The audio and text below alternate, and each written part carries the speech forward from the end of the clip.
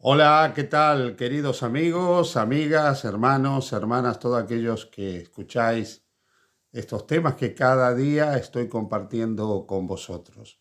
Nuevamente nos encontramos para seguir hablando acerca del cristianismo. Qué tema inagotable, cuántas cosas hay para decir acerca del cristianismo. Y en esta sección de qué es el cristianismo, estamos desarrollando lo que tiene que ver con la ética de Jesús. ¿Qué es la ética desde el punto de vista de Jesús? Quizás tendría que haber dado una definición de lo que es la ética. En última instancia, la ética y la moral tienen que ver con el comportamiento humano, con lo que es correcto y lo que es incorrecto. Entonces, desde el punto de vista de Jesús, ¿cómo entendemos lo que es correcto, lo que es incorrecto y cómo ve él el tema del comportamiento humano?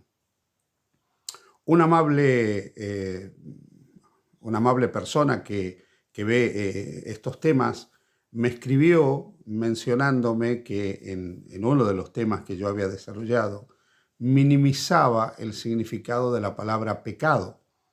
Así que he decidido aclarar un poco esto para poder entender la ética de Jesús desde cómo entiende él el pecado y al pecador. Lo primero que tenemos que recordar es que el judaísmo que vive Jesús no tiene nada que ver con el judaísmo que Dios quiso revelar a lo largo de la historia. Cuando nosotros leemos el Antiguo Testamento, encontramos muchas expresiones del amor de Dios, donde Dios quiere revelar su amor. Pero lo cierto es que el Antiguo Testamento no es una revelación plena, completa y definitiva del carácter de Dios. Yo no me voy a cansar de decir esto y lo tengo clarísimo. No es que el Antiguo Testamento no sea la palabra de Dios, la es. No es que el Antiguo Testamento no sea inspirado, pero no es la revelación definitiva, plena y absoluta del carácter de Dios. Eso lo tenemos solamente cuando viene Jesús. Por eso es que nosotros no podemos entender plenamente el carácter de Dios sin Jesús. Porque Jesús, Dios hecho hombre, viene a enseñarnos realmente cómo es Dios. Él es Dios viviendo la vida de Dios en la carne humana, en el cuerpo humano. Y Jesús nos viene a aclarar y nos viene a enseñar algunas cosas que son muy interesantes relacionadas con el ser humano. Punto número 1. Jesús nos enseña que finalmente todos los seres humanos somos pecadores. Cuando digo Jesús, estoy hablando de la revelación centrada en Jesús y lo que expresa el Nuevo Testamento. Jesús nos enseña que todos los seres humanos somos pecadores, que todos hemos caído, que todos hemos pecado y en un sentido estamos destituidos, apartados de poder llegar a encontrarnos con Dios, de llegar a la presencia de Dios.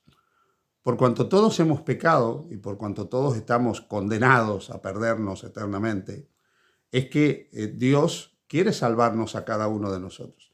Y ahí está lo que podemos decir, está el plan de salvación, del cual tantas veces también hemos hablado, ese plan de salvación que tiene el propósito de que todos los hijos de Dios puedan llegar finalmente a un encuentro con Dios. Para que eso se cumpla, lo segundo que enseña con toda claridad el Nuevo Testamento es que Dios envía a su Hijo unigénito, que comparte la divinidad con Él, es la deidad con Él desde tiempos eternos, y el Hijo eterno de Dios toma la naturaleza humana y entrega esa vida de Él, que es una vida perfecta, impecable, a favor del ser humano en la cruz del Calvario. ¿Por qué? Porque Cristo muere la muerte del pecador para salvar al pecador. Cristo muere la muerte del pecador para salvar al pecador. Teniendo en cuenta que todos somos pecadores y que en Cristo todos hemos sido rescatados porque Él pagó con su muerte la pena del pecado, que es la muerte eterna, entonces en Cristo y solo en Cristo todos podemos salvarnos. Lo tercero que enseña el mensaje del Evangelio, que enseña Jesucristo, tiene que ver con la dignidad de la persona humana. En una sociedad donde las normas, donde los ritos, donde las formas llegaron a ser más importantes que las personas, dicho de otra manera, en una sociedad donde la religión llegó a ser más importante que el ser humano, Jesús reivindica el valor del ser humano. Y Jesús reivindica el valor del ser humano de diferentes maneras. Primero, tratando a las personas indignas con dignidad. Porque si algo hace Jesús con toda claridad es relacionarse con todos los marginados, con aquellos que los justos, que los buenos, que los cumplidores de la ley condenaban.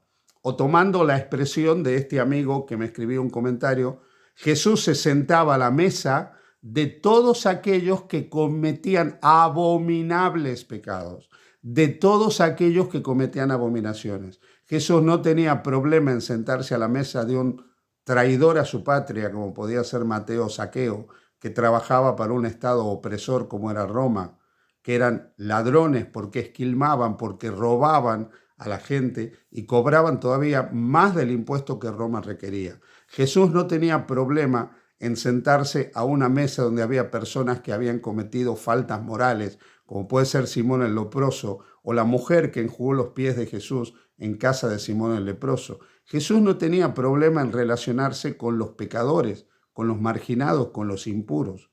Trataba con dignidad a las personas, aunque hayan cometido actos indignos. Porque si algo nos quiso enseñar Jesús del carácter de Dios, de cómo es Dios, es que Dios ama a las personas, ama a las gentes, ama al ser humano. Y no lo ama porque merezca ser amado. Esto es algo que nosotros a veces no entendemos, que nosotros tenemos que ganarnos el amor de Dios. Tú no tienes que hacer nada para ganarte el amor de Dios. Dios te ama, porque no puede hacer otra cosa, porque Él es amor. No es que Él es un amor, Él es el amor. Y como es amor, no puede hacer otra cosa fuera de amar. Y como no puede hacer más que amar, no puede dejar de amarte. Entonces, cuando Cristo viene a la tierra, muestra que todos son amados de Dios. Él ama absolutamente a todos. No importa la condición caída o la abominable vida que una persona haya tenido, Dios la ama. Ahora bien, es cierto que cuando una persona tiene un encuentro personal con Jesús, se deja cautivar por el amor de Dios en Cristo Jesús. Y es claro que eso va a producir una transformación. Yo estoy seguro que si Adolf Hitler hubiera conocido el amor de Dios y se hubiera enamorado de Jesucristo y hubiera hecho de Jesús su Señor, no hubiera cometido las atrocidades que cometió. Estoy convencido que Nerón, si se hubiera convertido a Cristo, no hubiera hecho lo que hizo. O sea, estoy seguro que cuando una persona acepta a Jesús, tiene un corazón transformado. Eso no significa que esa persona es transformada por pertenecer a alguna congregación o a alguna denominación. La denominación religiosa a la que tú pertenezcas no te va a cambiar el corazón. Te puede cambiar tu estilo de vida, te puede cambiar tus costumbres, tus hábitos y tus comportamientos, pero no va a transformar tu corazón. Y no va a hacer que tú veas con dignidad a otra persona. Y no va a hacer que tú ames a otra persona. Y no va a hacer que tú perdones a otra persona. Y no va a hacer que tú realmente seas un ser humano que refleje el carácter de Dios. Eso no lo puede hacer ninguna denominación, porque eso es obra de Cristo por medio del Espíritu Santo. Y si algo enseña con claridad meridiana el Evangelio, el Nuevo Testamento, es que Cristo considera dignas a todas las personas. Por eso llega a decir en el Sermón del Monte que Dios hace llover sobre justos e injustos y sale el sol sobre todos, buenos y malos. O sea, Dios bendice absolutamente a todos. No es que bendice al bueno y al malo no lo bendice. Y sí, a mí me puede molestar que Dios sea así.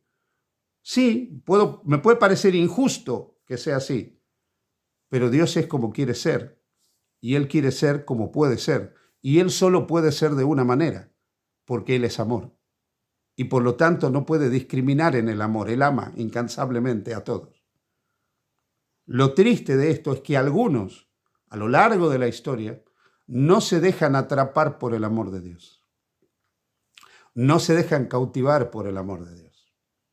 En este sentido, para Jesús, y esto es el cuarto elemento que quiero destacar con vosotros, para Jesús, el pecado no era algo abominable que a él lo separaba del ser humano. Al contrario, la condición pecaminosa de una persona la hacía necesariamente más necesitada de Jesús. Jesús se acercaba al necesitado. Por eso él vino a decir que los sanos no tienen necesidad de médico, que él vino a llamar a pecadores y no a justos al arrepentimiento. Entonces, el pecado no aparta a Jesús de la gente. Es la gente la que se aleja de Jesús. Pero Jesús no se aleja, no ve a nadie, permíteme que lo diga con claridad, no ve a nadie tan impuro, tan abominable o tan asqueroso como para no relacionarse con esa persona. Y no la ve porque le ama. Y al amarle le trata con dignidad, aunque no merezca ser tratado dignamente. Ojalá que todos seamos como Jesús y amemos como Jesús. El mundo, tu mundo y el mío serían diferentes. Habría mucho menos odio, antagonismo, intolerancia y desafecto. ¿Qué sería el mundo si fuéramos verdaderamente discípulos de Jesucristo? Que Dios te bendiga. Feliz día junto a Jesús.